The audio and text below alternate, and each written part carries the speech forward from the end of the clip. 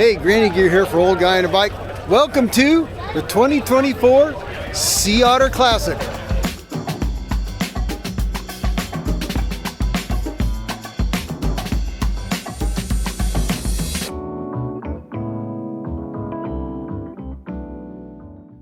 Well, good morning. It's early at the Sea Otter Classic. I tend to get here early. I want to take you real quick through a little bit of, the Grannygear way of doing Sea Otter. So I'm here not for the racing, it's for the vendor shows and everything. It's definitely a meeting of the tribe here, and there's a lot of cool stuff going on. And basically, what you probably won't see from me is the latest carbon spoked deep section super wheel, but you might see something pretty cool that I don't know, how about a small company making socks in Italy named after their kids, right? The littler companies that are making some cool stuff for us and trying to make our cycling experience better. And I'm going to visit some of the old friends and vendors I've known through the years, make some new friends, generally hobnob with my fellow wizards. All right, Sea Otter coverage. Here we go.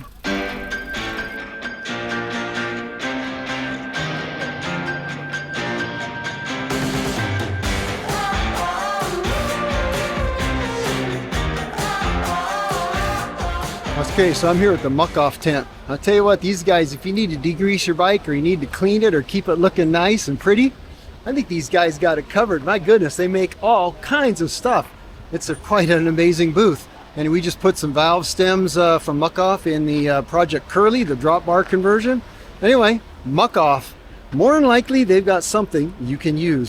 Now I'm still at Muck-Off because I want to show you a new product they got coming out called the Big Bore, and they have a few versions of it. But this is a new valve stem approach that might solve the issue with clogging your Prestacores for tubeless. This is it right there. And you can see, instead of having a Prestacore, you want to let the air out, it has a little valve you can turn and close. And then when it's fully open, it is completely open to pass air through, so you get how much more? Up to 230%. Up to 230% more airflow. So if you're trying to inflate a tubeless tire, or you're just trying to, I don't know, not clog your Prestacores from here to eternity with your sealant like you're injecting and stuff. Really, really smart idea. Anyway, that is it. Woo, look at that. There's a whole bunch of air coming out of that. Look for that coming out, what, this year? July this year. July this year from Muck-Off. Okay, are you ready for a almost all plastic bike made from recycled things like fishing nets that are plaguing the oceans of the world? Well, you need to look at Igus bike. Tell me about Igus bikes. How you doing? Yeah, Igus bike is our idea of taking waste out of the ocean. We decided to make a bicycle that's already 92% made out of plastic. 50% of this specific frame is made out of recycled fishing nets. We believe that we can get that number even higher, and more importantly, take plastic weight off the road. So we make linear motion bushings, motion elements, all the way to robots out of plastic, and we thought we can do something even better and make a very affordable, completely maintenance-free bicycle out of waste. So what kind of affordability, what number are we talking about for this bike here? The goal is to get it below $500. Wow. Right now, this is Gen 1. Some of it is still prototype. We're still above $1,000, right around $1,000. But the goal is to get it really, really low, incorporate things like e-drives in it, gearing in it. Right now, it's basically the modern take of the beach cruiser. Doing something good for the environment, giving you a reason to leave your bicycle unattended, because you don't need to worry about rust or Yeah. You could leave this out in the rain and it's not going to rust. I like the orange one, but then that's just me. All right, thanks, Igus. Absolutely, right. Thank you. All right. Topeak booth. Hopefully you can see me in this light in here. So Multitools, I've been refining my kit, my underseat kit and stuff, and I'm going to do a video on that one. I think I've got it figured out. But check out these Nano Series Multitools. They've got a 7, a 9, and a 10. Now this one weighs hardly anything. It is so slick, and it has a 2, 2.5, 3, 4, 5, 6, 8 flat, and T25. And I thought, there's no 8 on this. There's no 8 on this, right? I see a 6. Well, if you take these two little bits, and excuse me with the camera, if you take these two little bits and you put them next to each other, these two, you get an 8. And then they can, it's hard to do with one hand, but then, yeah, it's hard to do, but they separate into two little bits. Now you say, well, I'm not going to pull my crank off with that. No, you won't do that. But if your crank is loose and falling off, at least you got some way to tighten it down. All right, pretty cool. I'm going to see if I can get one of these because I think that'll look nice in my toolkit. All right, moving on. I see it trailing all too fast, but I'm not leaving.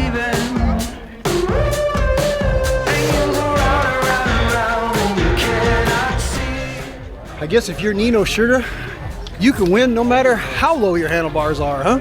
Can't argue with the results. Well, if you're riding a bicycle, there's a pretty good chance it's got a saddle on it. And if it's got a saddle on it, there's a pretty good chance, no matter what the name is, it was made by Velo. Oh no, I'm with. Who's Velo, you say? Well, they're the people that make somewhere around 10 or 15 million saddles a year, plus grips and other things. So yeah, that's one big saddle factory, I'm telling you. So I'm going to try one of these. The point of this, though, is for you as a consumer, you're going to start seeing more and more of these in retail in shops, where most of the time before that, it's been like manufacturer level stuff. So look for Velo Saddle. They've got an incredible amount of different saddles. They got 3D printed saddles. They've got wide, plush, narrow, hard, pretty much everything. Velo Saddles, I'm going to try one of these for my gravel bike.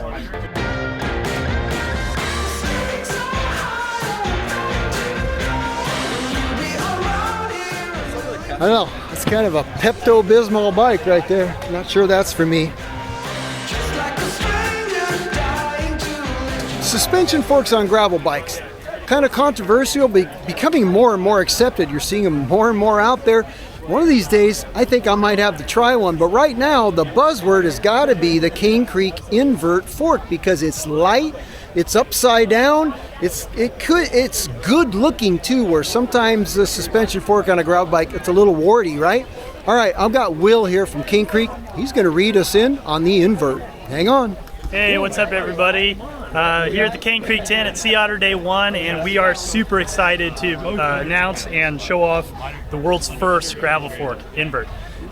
So what does that mean, right? Well, a gravel fork, if there was going to be a properly designed, properly manifest fork for gravel bikes, it should really have 4 things. It should provide a smooth ride and a lot of control. It should be lightweight, obviously. That's something that we all prioritize about a good drop bar bike. It should be simple. It should be easy to use. And lastly, it should just freaking look correct. It should look good. It should look appropriate on a drop bar bike. And so all of these things we identified are really not offered right now on the market when it comes to forks for gravel bikes. You've got mostly small, shrunken down mountain bike forks that have been sort of repurposed and given to a gravel rider, but this is not really getting the idea across the finish line, so to speak. So we have 2 models of the fork. The Invert CS, which is sort of the flagship model. It has 40 millimeters of travel, and it gets its name from the climb switch, which is a button here that just puts the fork into a nice firm mode.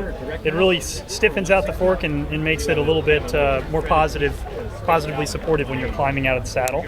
Wow, check that out. It's a super simple kind of single click on off. The mechanism was actually inspired by the internal workings of writing pens.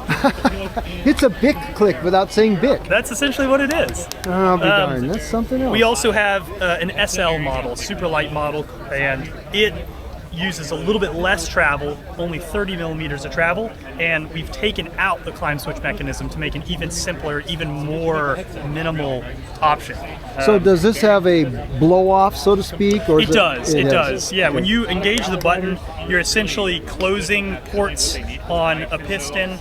There's a shim that comes down and restricts oil flow. Right. There is a blow off capability there. So Okay. if you hit a large enough bump, the fork's still going to move out of the way. You're not going to damage anything. And it's not a full lockout. We're not really we didn't really design it or intend it to be a fully rigid lockout. It's just a really firm setting. It dramatically reduces the fork movement.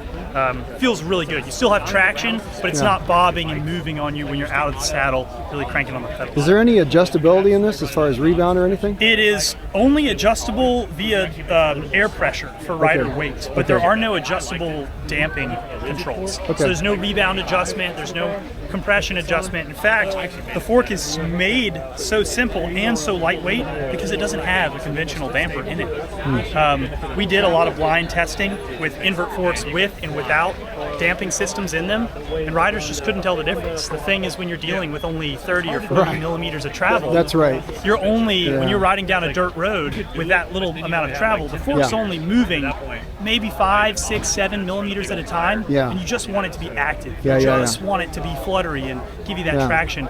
Adding damping actually makes these short travel forks ride harsh. Now, how does this work out toward axle to crown on a typical gravel bike? What are they gonna? How's it gonna change your geometry typically? Yeah, so invert. The Invert SL has a 425 millimeter axle to crown.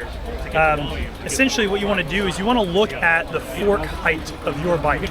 Either that axle, it'll be listed sometimes as axle to crown measurement or fork height measurement. It's the same thing. If your bike has somewhere in the vicinity of 420 millimeter fork height, you can put an invert on, it won't change the geometry whatsoever. This is called being suspension corrected. If your bike has a much shorter axle to crown, shorter than 420, maybe something in the 390s or the 400 range, you can still run an invert, but do be aware it's going to raise the front of the bike. It's going to bring the handlebars. They're going to feel like the handlebars have come closer to you, and it'll decrease the head tube angle, so the bike will steer a little more slow. Some people might like this. It's not really a good thing, a bad thing, but it is a change if your bike is not suspension corrected. It's a thing, so just be aware of it. So is this available now? It will be available mid-summer. All right. Thanks, Will. I appreciate Thanks it. for coming Appreciate by. your time. Yeah, all right, thanks. take care. Over and out, everybody.